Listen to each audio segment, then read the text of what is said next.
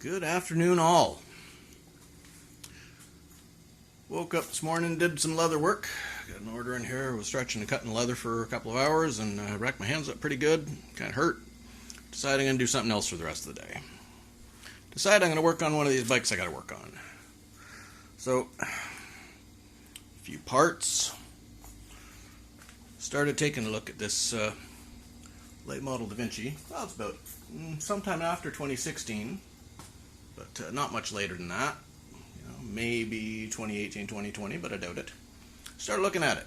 Now we assumed, because it's the same frame as the City Biker here, that they were very similar mechanically, and they are, it turns out. City Biker has become the organ donor for both this and the LVWA being rebuilt, because the lady of the house has replaced this one with the EVT. Giant monster that she's decided, well, we have decided is hers now. I gave it to her. But this, when I started getting a good look at it, open it up so I could put batteries in it and, you know, do a little bit of rewiring, clean it up, realized this is not what it had appeared to be. It had appeared to be what I assumed this one was. That being a 48 volt, 20 amp hour with a 500 watt motor. But it turns out it's not.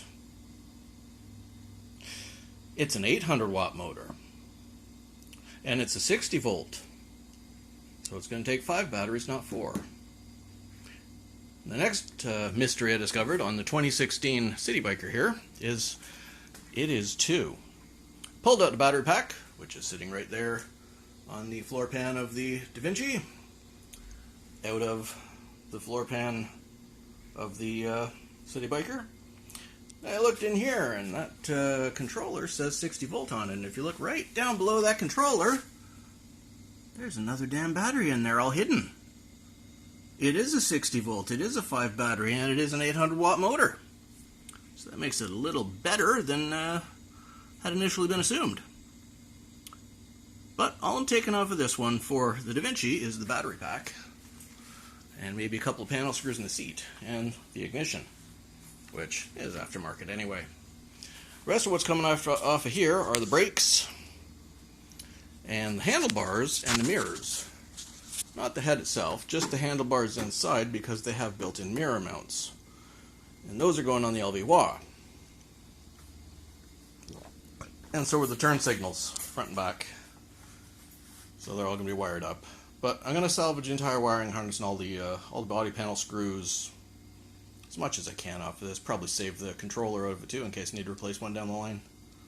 But yeah, that was a bit of a surprise.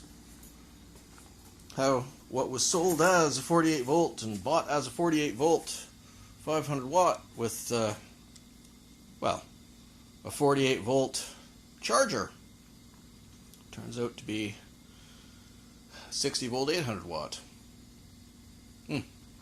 So I guess the last owner didn't know that either. So he wasn't the original owner. But yeah, a little bonus for everyone involved. Okay, talk to you later.